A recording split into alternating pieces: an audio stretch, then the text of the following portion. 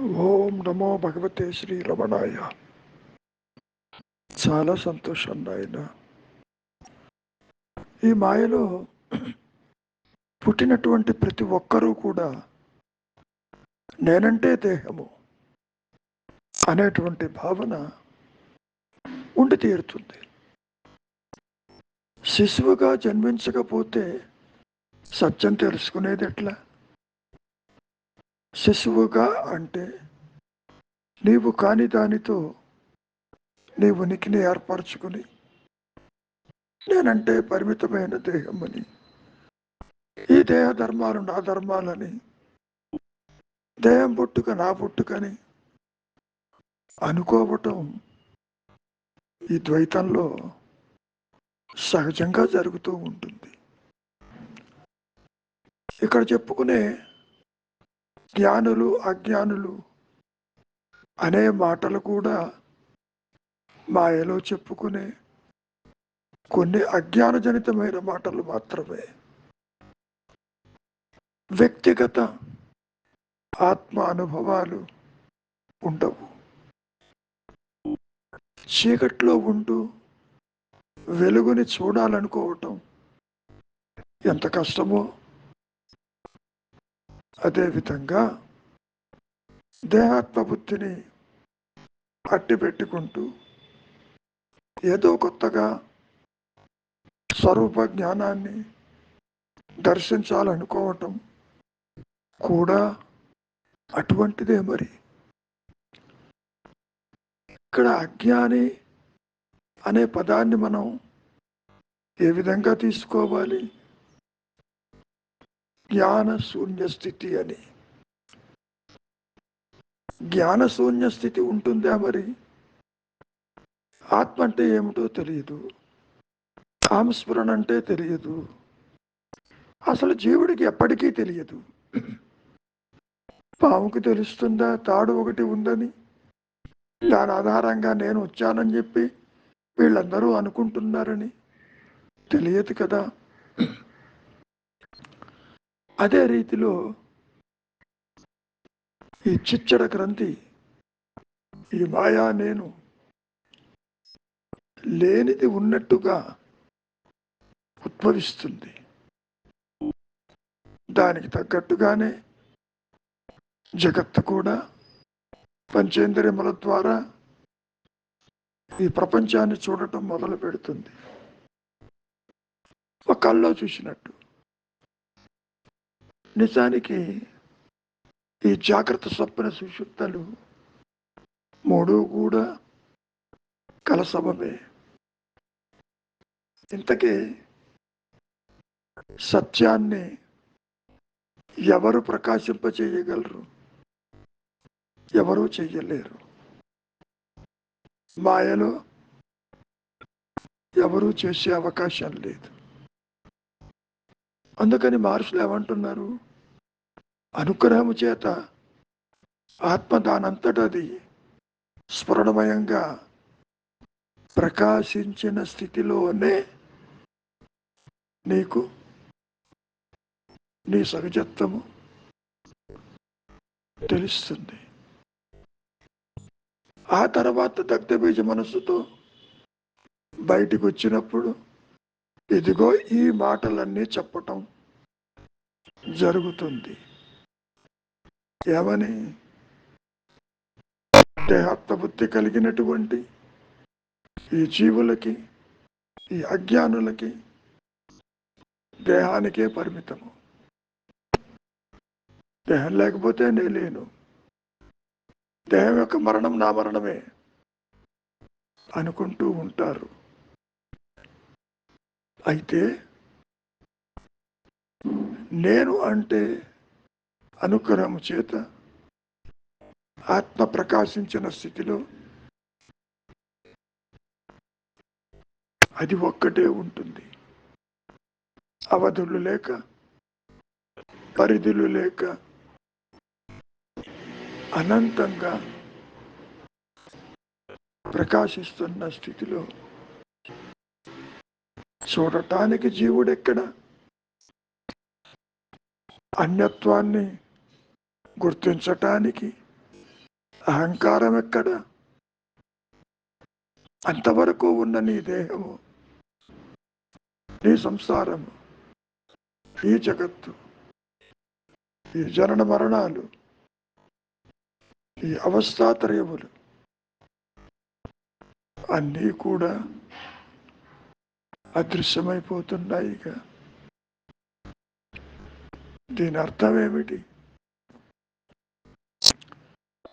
ఇవన్నీ కూడా భావాలకే పరిమితము. దేహమాలోచన, జగత్తాలోచన, ఇతరులాలోచన, జననమాలోచన, మరణమాలోచన. మరి ఆలోచన వలయం నుంచి బయటపడగలవా? నీ చేతుల్లో ఏముంది? ఏమీ లేదు. ఒక పనిముట్టు తనకు తానుగా ఏ పని చెయ్యలేదు కదా. ఆ పనిముట్టు చేతిని పట్టుకోగలదా? ఏ చేతితో అయితే ఆ పనిముట్టుని నీవు ఏ విధంగా ఉపయోగించాలో ఆ విధంగా చేసుకుంటూ పోతున్నావు. పనిముట్టు గొప్పదే, ఒకసారి చేతిని పట్టుకోమను. అటువంటిదే ఈ అహంకారం, అటువంటిదే ఈ వ్యక్తిత్వం. దాన్ని ఆత్మని తెలుసుకోవటం అన్నా, ఆత్మని గుర్తించమన్నా, నీ విధి కాదు నీవు అదే అని చెప్పిన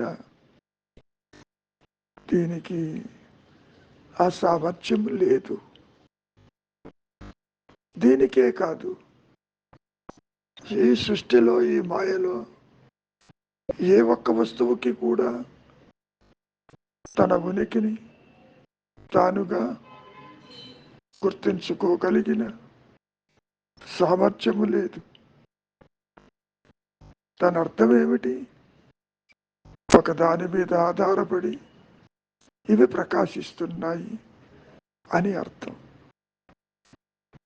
ఇంకా చెప్పాలి అంటే స్వయం ప్రకాశము లేని ఈ సృష్టి మొత్తము, సూర్యచంద్రాదులు కావచ్చు, గ్రహాదులు కావచ్చు, ఇతరులు కావచ్చు, ఇవన్నీ కూడా ఎక్కడ ప్రకాశిస్తున్నాయి?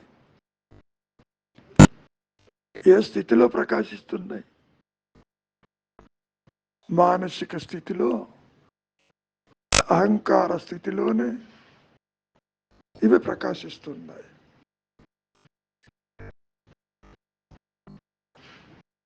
ఈ రెంటికి, ఏ రెంటికి? సహజ స్థితికి, ద్వైత జ్ఞానానికి, లేదా సృష్టికి ఎటు సంబంధము లేదు. సర్పంచ్ భయభ్రాంతిలో పాముకి తాడుకి ఏమైనా సంబంధం ఉందా? ముత్యపు చెప్పని వెండిగా నీవు భావించావు కదా. ఏనాడైనా ముత్యపు చెప్ప వెండి అయిందా? భ్రమకి కారణం పూర్వస్మృతులు, ఆలోచనే అది. అది ఎలా పోతుంది? విచారం చెయ్యి. అసలు వెండి ఉందేమో చూడు. వెండి అనుభవాన్ని గతంలో ఉంది కాబట్టి దగ్గరికి వెళ్ళి ఆ ముత్యపు చిప్పని పరిశీలిస్తే అందులో వెండి లేదని, అది ఎందుకు పనికిరాని ముత్యపు చిప్ప అని నీవే గ్రహిస్తున్నావుగా. కాబట్టి విచారం చెయ్యి. నీవు దేహమేమో చూడు. ఏనాడైనా పొరపాటునైనా ఈ దేహం చెప్పిందా అది ఉన్నట్టు నీవు చెబుతున్నావు. చెప్పే నేను యొక్క సత్యత్వం మీద చూడబడే వస్తువుల నిజాయితీ ఆధారపడి ఉంటుంది. అదే నేనెవరన్నా అనాత్మ విచారం. ఆత్మకి విచారం అక్కర్లేదు. ఆత్మ అంటే అహం స్మరణ తనకు తానుగా ప్రకాశిస్తూనే ఉంది. సత్యమై, నిత్యమై, ఏకమై, అనంతమై, పరిధులు లేక, అవధులు లేక. ఆ విషయం ఈ మనస్సు గుర్తించే సామర్థ్యము లేదు. అది కుదరదు.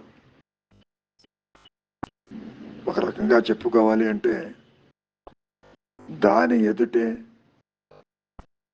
ఈ మాయ సాగిపోతుందని మనం మాయలో చెప్పుకోవచ్చు. మాయ లేకపోయినా, సృష్టి లేకపోయినా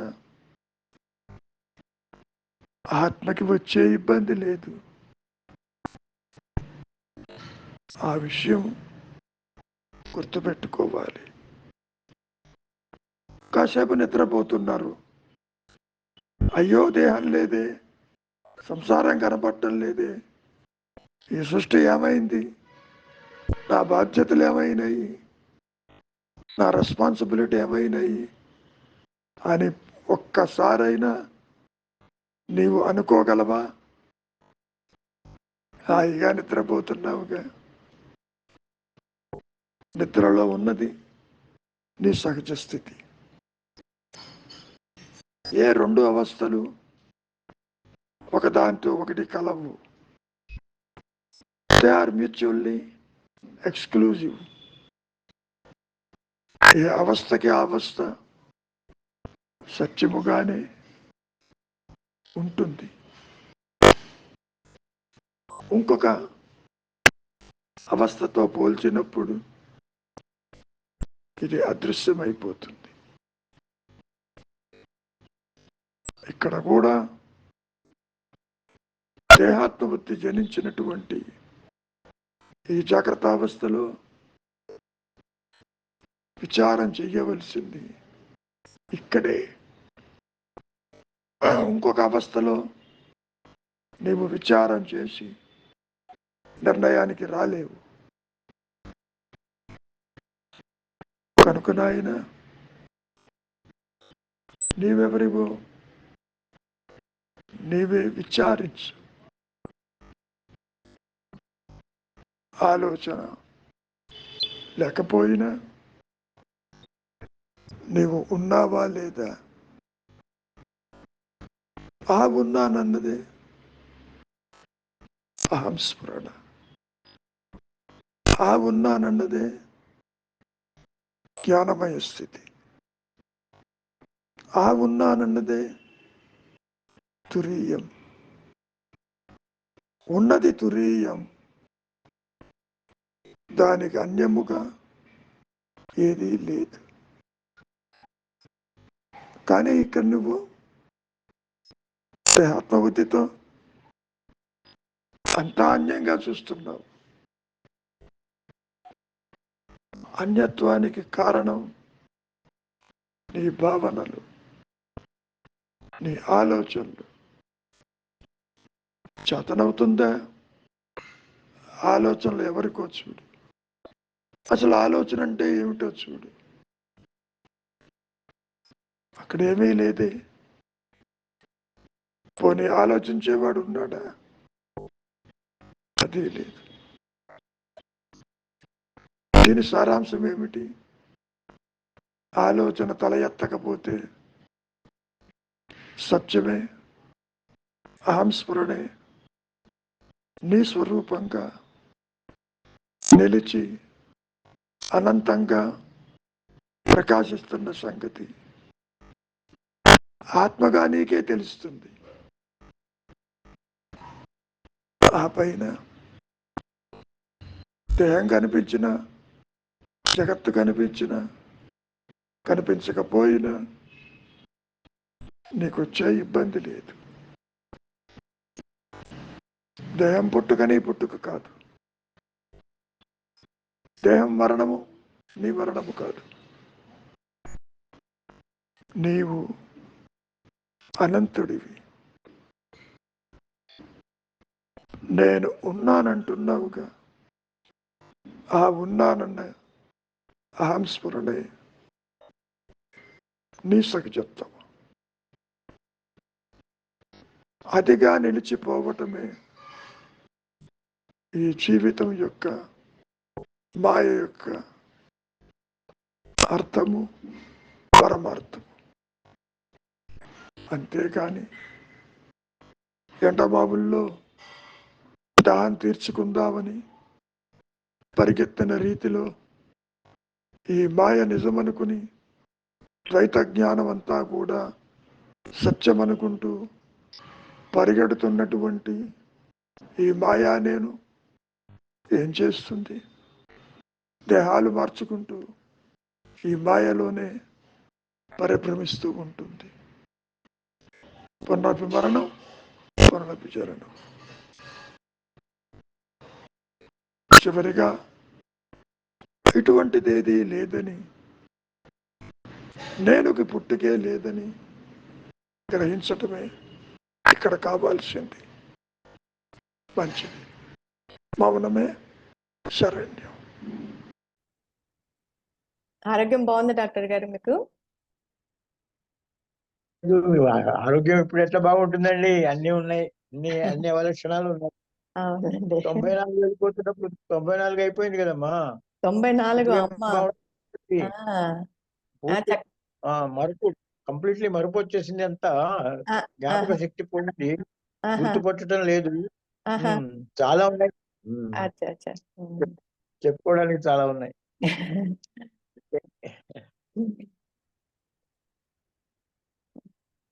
ఏదో మీలాంటి వాళ్ళు కొంచెం జ్ఞాపకం ఉన్నారు అంతే.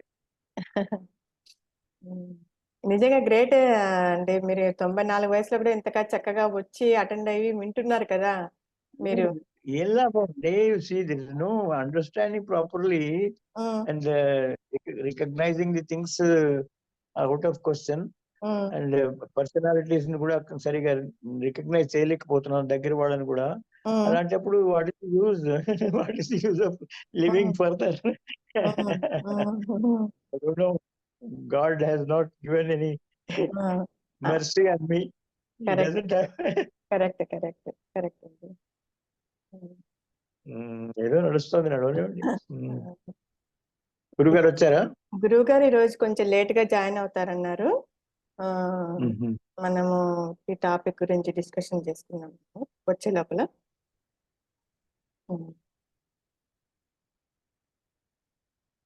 రవికుమార్ గారు, డాక్టర్ గారు మీరేదో చెప్పండి, చెప్తారేమని డాక్టర్ గారు? నేనా? Out of question.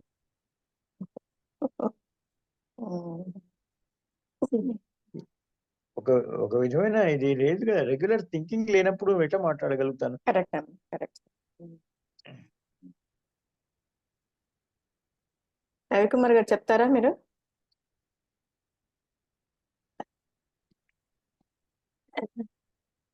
అంటే గురుగారు టైం పడుతుందా? కొంచెం పని ఉందన్నారు, లేట్ గా జాయిన్ అవుతానన్నారు.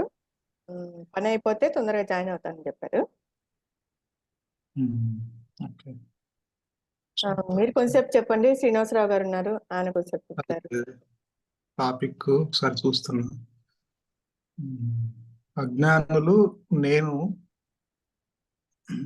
అజ్ఞానుల నేను శరీరానికి మాత్రమే పరిమితం, జ్ఞానుల నేను పరిమితి లేని ఆత్మ అహం స్ఫురణ అంటున్నారు. ఓకే, అజ్ఞానులు నేను అంటే మనము అజ్ఞానులు నేను శరీరానికి మాత్రమే పరిమితం అంటుంటే అంటే ఉన్నది గురువు గారు చెప్తుంటారు కదా, ఉన్నది ఒకటే నేను అని. అంటే ఆ నేనే ఏంటంటే మనకి దేహాత్మ బుద్ధి, అంటే దేహము నేను అంటే నిద్ర నుంచి లేవగానే మన మొదటి ఆలోచన ఏదైతే వస్తుందో మనకి, అది ఆ దేహాత్మ బుద్ధి కలిగినప్పుడు ఆ అంటే శరీరము నేను, నేను అంటే ఆ నేనంటే ఫలానా, నేను అంటే ఫలానా అని మనం చెప్పుకుంటుంటాం. అంటే నేను అంటే శరీరానికి పరిమితం చేసుకుంటాం. అంటే ఇక్కడ అజ్ఞానులు నేను, జ్ఞానులు నేను అంటున్నారు. నిజానికి అసలు అజ్ఞానము అంటే అజ్ఞానం అంటే జ్ఞానము తెలియకపోవటం. అంటే అజ్ఞానం అంటే జ్ఞానం గురించి అవగాహన లేకపోవటం, అంటే జ్ఞానం తెలియకపోవటం.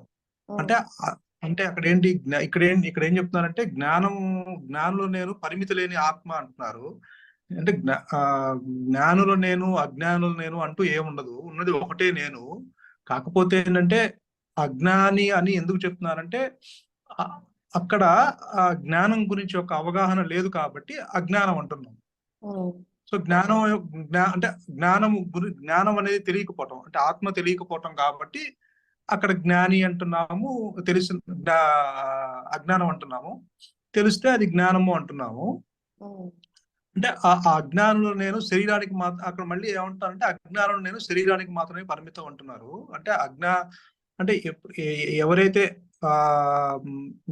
నేను అంటే ఈ దేహము అనుకుంటున్నామో, అంటే నిద్ర నుంచి లేవగానే మనకి ఆ దేహంతో ఆ భగవాన్ చెప్తున్నట్టు ఆ మొదటి నేను తాదాప్యం చెందినప్పుడు, దేహాత్మ బుద్ధి జనించినప్పుడు నేను అంటే శరీరము అని మనము చెప్తాం.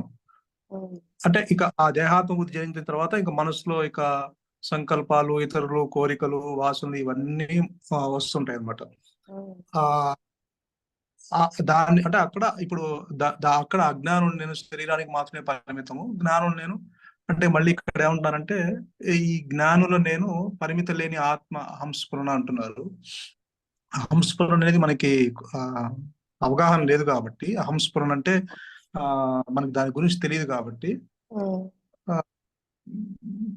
మనం అంటే గురువు గారు చెప్తుంటారు కదా, నిన్న కూడా ఎక్కడో గురువు గారు ఎప్పుడు పంపించారు అది నచికేత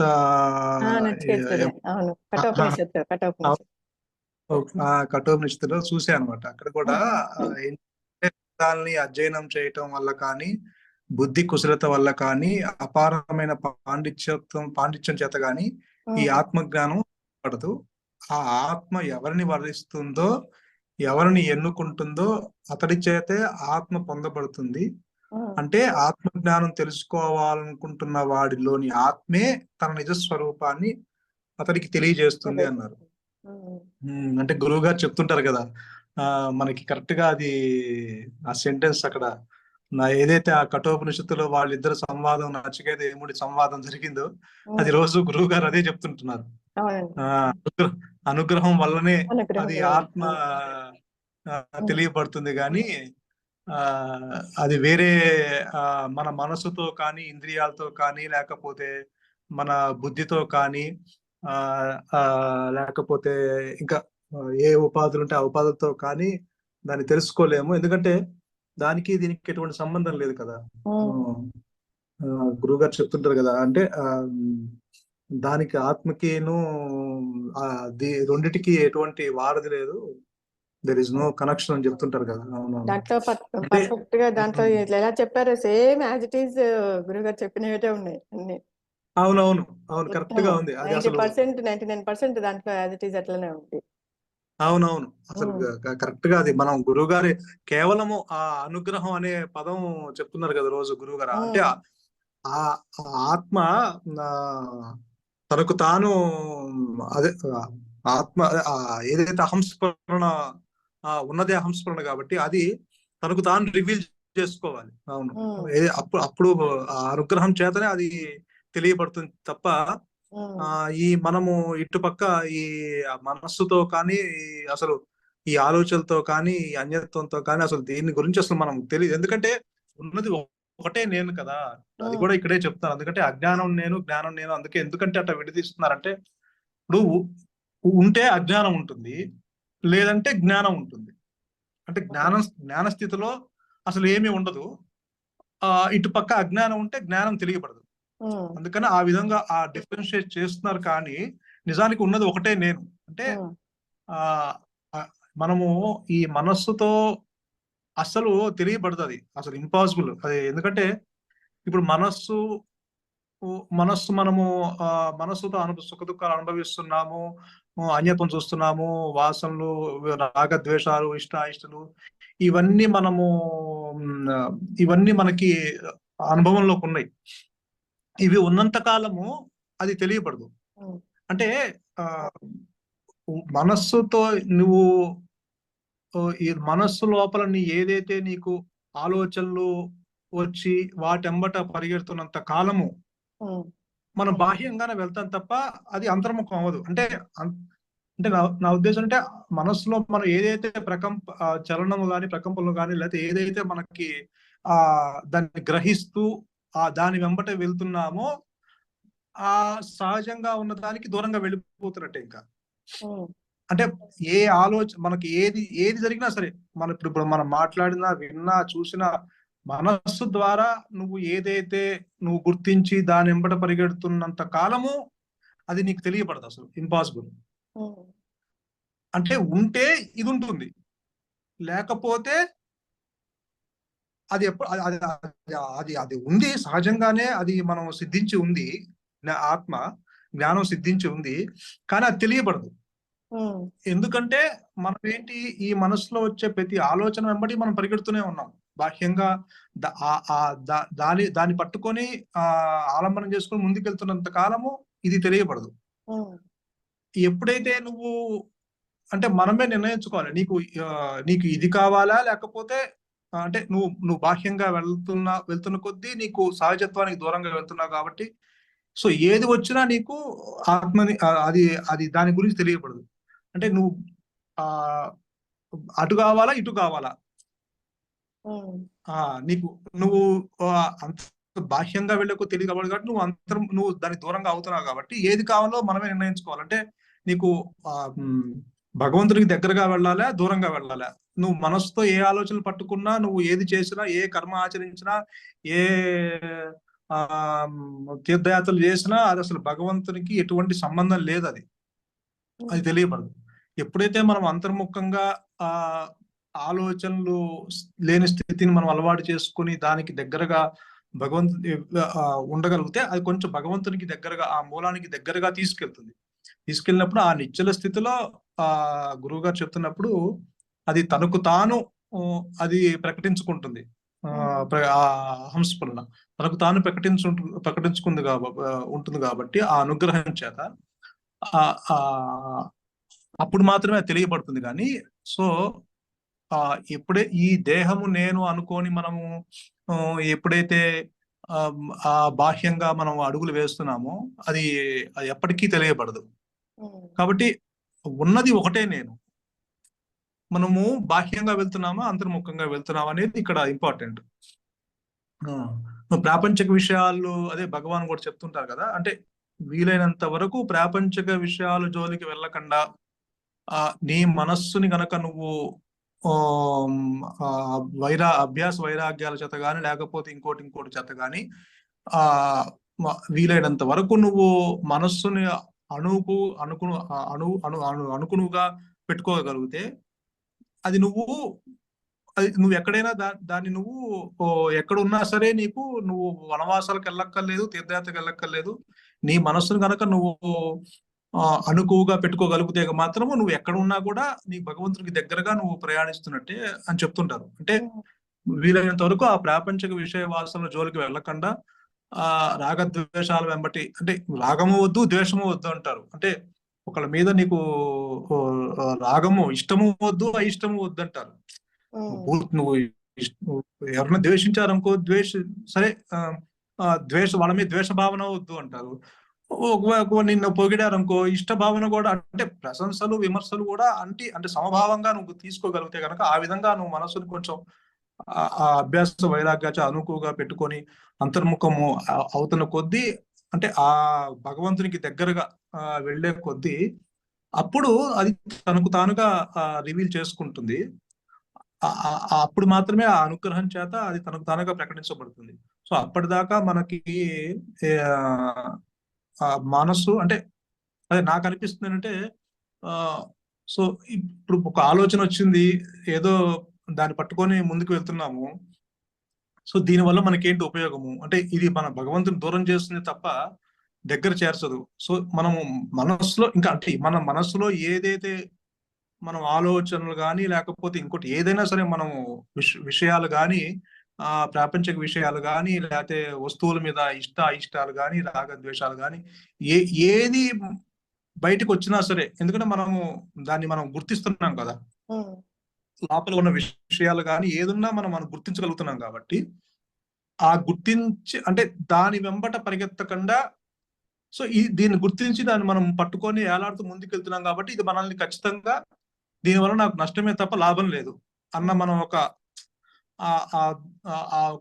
దృఢ సంకల్పాన్ని మనం పెట్టుకోగలిగితే, అంటే దానివల్ల నాకు ఉపయోగం లేదు, అది నన్ను భగవంతుని దూరం చేస్తుంది తప్ప దగ్గర చేర్చదు. సో వీలైనంత వరకు వాటి వెంబటి వెళ్ళకుండా స్థిరంగా ఆలోచన లేని స్థితిని అలవాటు చేసుకొని ఆ గ్యాప్ ను మనం పెంచుకోగలిగితే ఖచ్చితంగా అది ఆ స్థితిలో ఆ మూలానికి దగ్గరికి వెళ్ళే ఆ స్థితిలో తన అనుగ్రహం చేత తనకు తానుగా అది ప్రకటించుకుంటుంది. ఆ అనుగ్రహం చేత అంటారు కదా గురుగారు. అదే నిన్న అది ఇప్పుడు చూసినప్పుడు ఆ నచికేతుడిది కరెక్ట్ గా రోజు మనం చెప్పుకునే విషయాలే గురువు గారు ఆల్రెడీ మనకి చెప్తున్నారు కఠోపనిషత్తు. అవును, అంటే నేను ఎప్పుడు చూడలే కఠోపనిషత్తు అంటే అది యముడికిను ఆ నచికేతుడికి సంవాదము. కరెక్ట్ గా మనం రోజు అంటే మనకి గురువు గారు శాస్త్రాలు అవన్నీ చదవకపోయినా, ఎందుకంటే అది జ్ఞానానుభవం అందరికీ, అది జ్ఞానం అనేది సత్యం అనేది ఒకటే కదా. సో అది ఆ సత్యము రకరకాల ఎన్ని విధాలుగా చెప్పినా అది ఆ జ్ఞానం అనేది ఉన్నదే జ్ఞానం కాబట్టి, సో ఎంత శాస్త్రాలు అవి చదవకపోయినా గురువు గారు అవగాహన లేకపోయినా కరెక్ట్ గా అదే మనం చెప్పుకుంటున్నట్టు నాకు భలే అనిపించింది అది చదవగానే. ఎందుకంటే కరెక్ట్ గా చెప్పారు, వేదాల్ని బుద్ధి కుశలత వల్ల కానీ పాండిత్యత్వం వల్ల కానీ ఆత్మ పొందబడదని చెప్పేశారు దీంతో కూడా. అవును, బాగా చెప్పారండి. ఇంకేమైనా ఉందా, చెప్పగలుగుతారా? శ్రీనివాసరావు గారు చెప్తే మళ్ళీ అన్న టాపిక్ మనం ఎక్స్టెండ్ చేద్దాం. శ్రీనివాసరావు గారు,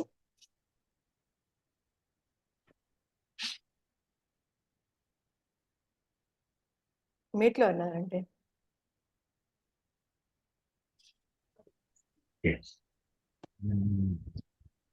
నేను అదిగాను ఇదిగాను అంటే ఒక గుర్తింపు, నేను ఫలానా అని చెప్పుకున్నప్పుడు ఆయన ఇంకా స్థాయి పెరగలేదు అని అనుకోవాలి. అంటే తను తాను మర్చిపోవాలి, దేనితోనూ ఒక అసోసియేషన్ ఎఫిలియేషన్ పెట్టుకోకుండా. ఒకవేళ ప్రస్తుతానికి గుర్తిస్తూ ఉన్నట్టయితే ఆ గుర్తింపును మర్చిపోవాలి. మర్చిపోయినప్పుడు మాత్రమే అది పురోగతి సాధించినట్టు లెక్క నాకు తెలిసినంత వరకు. అలాగే ఇది బోధయుక్తము కాదు, అనుభవయుక్త వైద్యము అని చెప్తూ ఉంటాం మనం. ఇంకేంటంటే ఎన్ని పుస్తకాలు చదివినా, ఎన్ని ఉపన్యాసాలు విన్నా అంటే ఏమిటి అనే ప్రశ్న ఎప్పుడు చివరి దాకా మిగులుతూనే ఉంటుంది.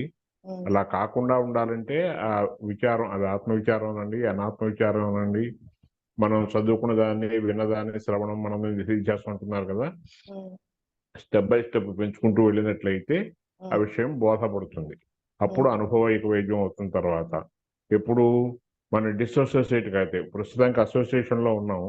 ఇప్పుడు ఏదైనా అడిగారు అనుకుంటే చెప్తున్నారు కదా భగవాన్ కూడా, ఏమని, ఈ బాడీ కాన్షియస్ ఉన్నంత వరకు, దేహాత్మ బుద్ధి ఉన్నంత వరకు, అవస్థలతో లింక్ ఉన్నంత వరకు మనం సత్యాన్ని తెలుసుకోలేము. కారణం ఏమిటంటే దీంతో లింక్ అని, దీంతో దాన్ని తెలుసుకోలేము. ఇది పాంచభౌతిక శరీరం. ఈ పాంచభౌతిక శరీరంతో పాంచభౌతికం కాని దాన్ని గుర్తించడం కష్టం. లేని పాము తాడుని ఎలా గుర్తించలేదు, ఈ లేని జీవుడు సత్యాత్మ కూడా అట్లాగే గుర్తించలేడు. అది మనం రోజు వింటున్నమాట. రెండోది ఇందాక నచికేతుడు గురించి వచ్చిన టాపిక్ లో నచికేతుడు అడగటం కూడా స్వయంగా నాకు ఆత్మవిద్యను చెప్పమని అడుగుతాడు, ఆయన చెప్పడమే. మనం రోజు ప్రస్తావన చేసుకునేది కూడా దాని గురించి. కనుక దానికి దీనికి భేదం ఏమి ఉండదు, అదే ఉంటుంది, ఇదే అది అదే ఇది.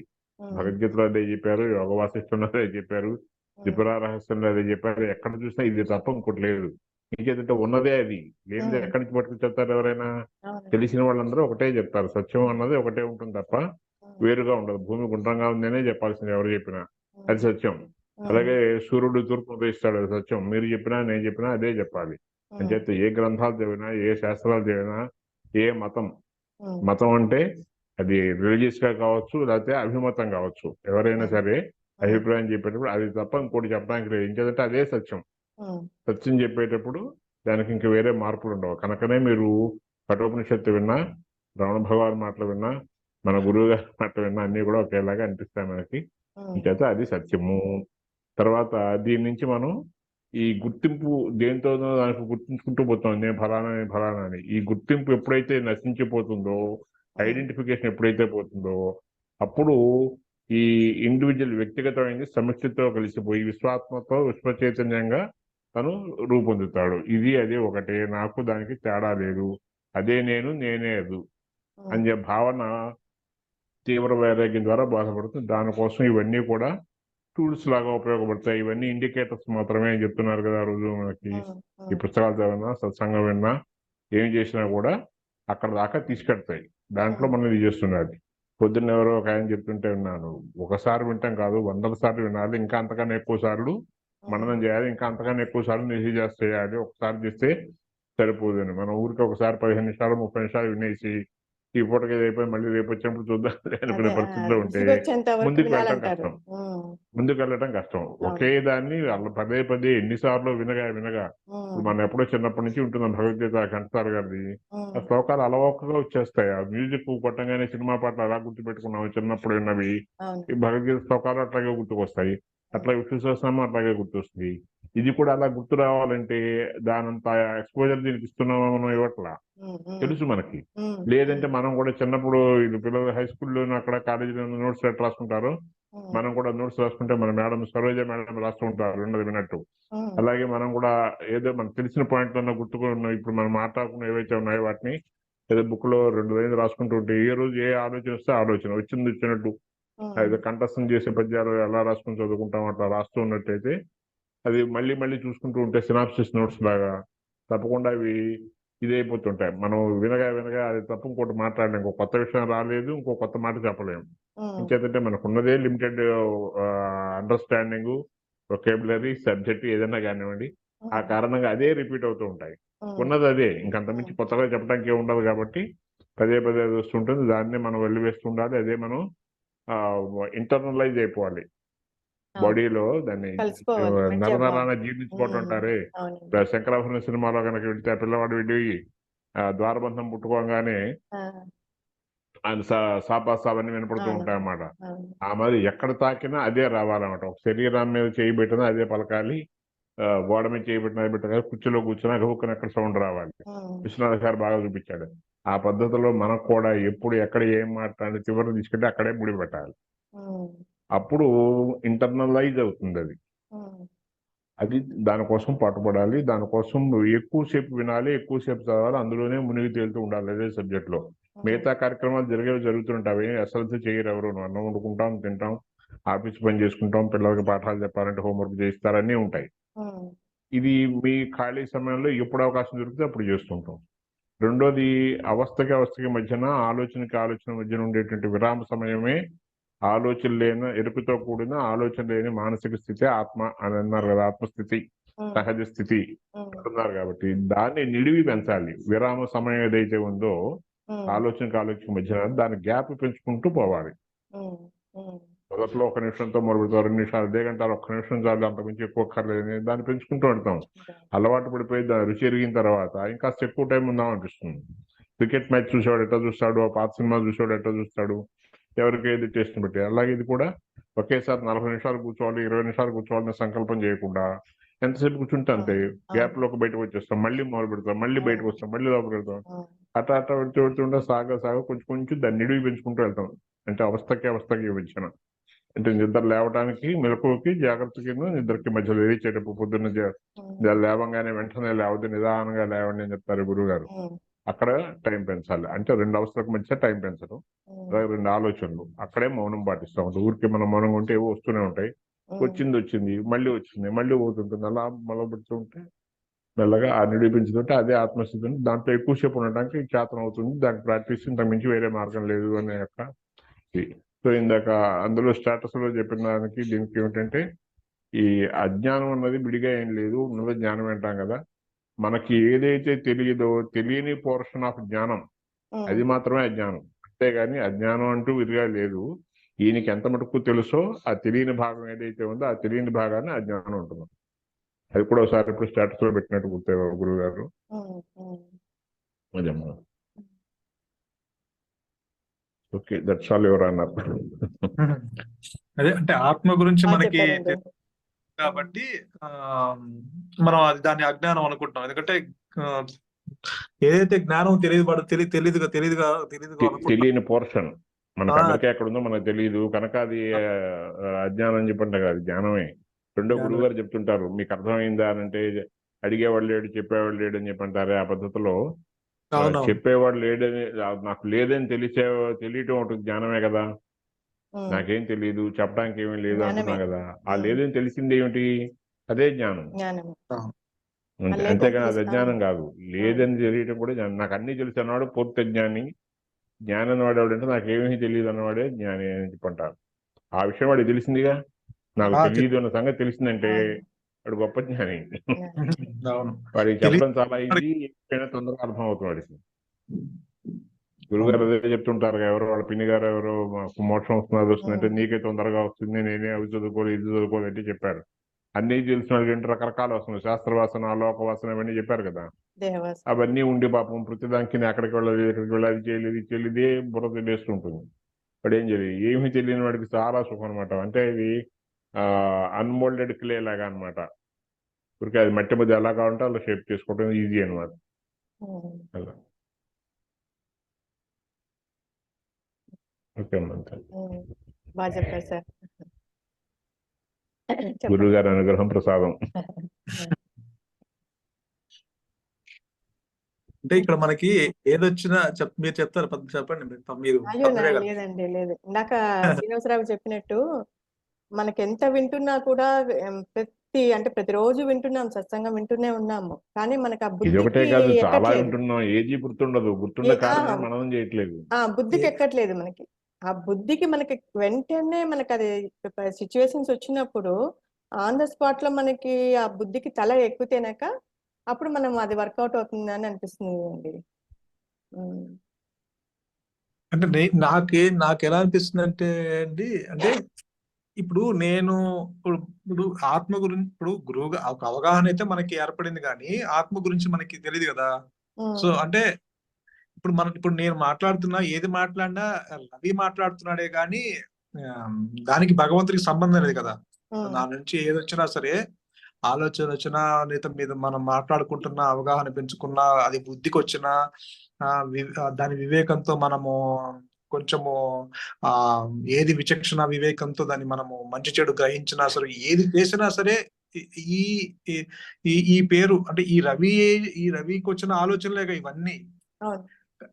కానీ రవికి అంటే ఒక పేరు, అంటే ఈ శరీరానికి ఒక తల్లిదండ్రులు పెట్టిన పేరుతో మనం పిలువబడుతున్నాము. కానీ ఈ మనస్సుతో, అంటే రవి అంటే ఇక్కడ నేను చెప్పాను నా మనసుకు వచ్చిన ఆలోచనలేగా. మనకి తెలియని దాన్ని తెలిసిన దాంతో తెలుసుకోవటం. మనకు ఆత్మ అంటే తెలియదు, అనాత్మ ఏదో తెలుసు, దీంతో దాన్ని తెలుసుకోవటం. లేదని తెలుసు కాదు నాయన, ఇది లేదని తెలుసుకోవటం. పాము లేదని తెలుసుకోవటమే తాడుని తెలుసుకోవటం. దీంతో పాముతో తాడుని తెలుసుకోవటం కాదు. జీవ లేదని ఉన్నది ఆత్మని అనుగ్రహించేది, అది ప్రకాశించినప్పుడు తెలుస్తుంది. లేని దాంతో ఉన్నది తెలుసుకోవటం కాదు. ఇది ఎప్పుడైతే లేదు అన్న స్థితికి వెళుతుందో ఉన్నది ప్రకాశిస్తుంది అక్కడ అనుగ్రహం చేత. అంతేగాని అహంకారంతో ఆత్మని తెలుసుకోలేము. తెలుసుకునేది కాదు. ఏనాయనా? అంటే ఇది అది కాదు, నేతి నేతి అన్న చెప్పుకుంటున్నాం కదా, పంచకోశాలు కాదు, ఇంద్రియాలు కాదు, మనసు కాదు, బుద్ధి కాదు, ఇవన్నీ మనకు తెలుసు, ఇవి కాదు ఉంటున్నాం అంటే ఏదైతే నువ్వు కాదు అని చెప్పలేవో అది నువ్వు అంటున్నాం కదా, అందుకే ఇటు నుంచి అది సూచించడం అన్న ఉద్దేశంలో అలా చెప్పా. అది సూచించటం. ఏది అంటే అది చెప్పడం కాదనలేవో బాగానే ఉంది, ఎగ్జాంపుల్ చెప్పడం బాగానే ఉంది. పాము కాదు అని తామడం అది బాగుంది, కానీ ఇక్కడికి వచ్చేటప్పుడు ఎందుకని ఇట్లాగే పెడుతున్నాం. ద్వైతంలో బాగా అర్థమవుతుంది. ఆదిశంకరులు కూడా నేతి నేతి అంటూ అన్నిటినీ వర్జించగా ఏదైతే నీవు తీయలేవో అది నీవన్నాడు. అది అట్లా ఉండదు అక్కడ కూడా. తీయలేవు అంటే ఆలోచనలే స్థితిలో మిగిలి ఏదైతే ఉంటుందో అది ఆత్మగా గుర్తించమని అర్థం.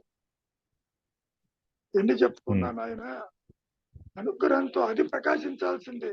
వీడి చేతుల్లో ఏమీ లేదు, ఉండదు కూడా. వీడి చేతుల్లో ఉండదు. అనుకుంటాడు అది పొందవచ్చు, ఇది పొందవచ్చు, సాధన చేయొచ్చు, సాధన చేస్తే ఏదో వస్తుందని అనుకుంటాడు అజ్ఞానం వల్ల. చివరికి తెలుస్తుంది సాధనే లేదు, ఇది ఇంతకు ముందు కూడా ఉంది కదా అని. స్వరూప జ్ఞానం కలిగిన తరువాత కూడా ఈ మాయ కనపడుతుంది. ఎండమావుల్లో నీళ్లు కనపడ్డట్టు అదృశ్యమైపోదు వెంటనే. వెంటనే ఈ దేహానికి ఎక్స్పైరీ డేట్ ఉంది. రమణ మహర్షికైనా ఆదిశంకరులకైనా ఎవరికైనా అది ఇంతకాలం ఉండి తీరుతుంది. అది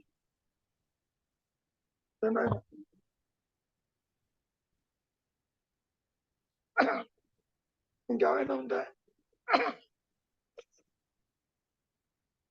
ఏనాయనా రవి? గురువు గారు, అదే మీరు ఇప్పుడు మీరు రాకముందే అది ఒక మీరు రోజు చెప్పేదే ఆ కఠోపనిషత్తులో యముడు నచికేత సంవాదంలో ఒక అది అంటే మీరు రోజు చెప్పేదే ఆ శాస్త్రములో చెప్పిందే మీరు రోజు మీ అనుభవంలో చెప్పారు. అంటే అక్కడ ఏం చెప్పాడంటే ఆయన వేదాల్ని అధ్యయనం చేయడం వల్ల కానీ, బుద్ధి కుశలత వల్ల కానీ, అపారమైన పాండిత్యం చేత కానీ ఈ ఆత్మజ్ఞానం పొందబడదు.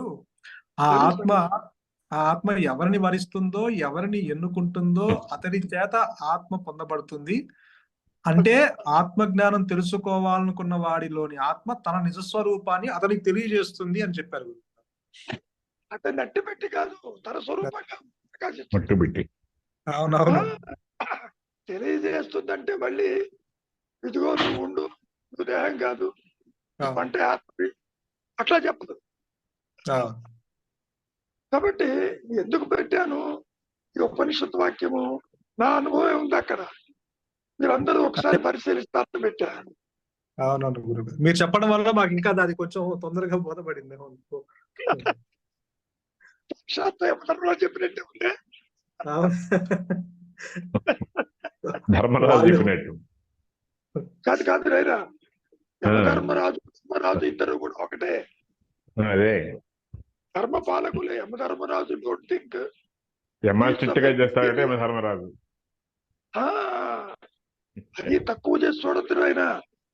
అందరూ కూడా నిద్రను కోరుకుంటారు, అహంకార నష్టం కోరుకుంటాడు. ఎవరు చేయగలరు? ఒక యమధర్మరాజే చేయగలరు. సో యమధర్మరాజు అనేది చాలా గొప్ప విషయం. అది అందుకనే సమవర్తి అన్నారుగా, సమవర్తి. మరి మరి అంతటి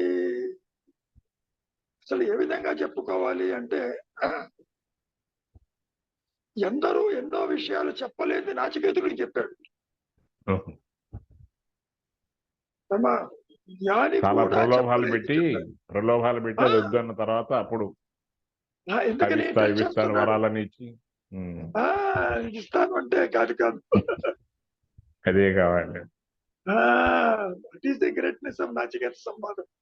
అక్కడ ఇప్పుడు శాస్త్రాల జోలికి పోవద్దని అంటలే, అదే పనిగా అక్కడే ఉండద్దని.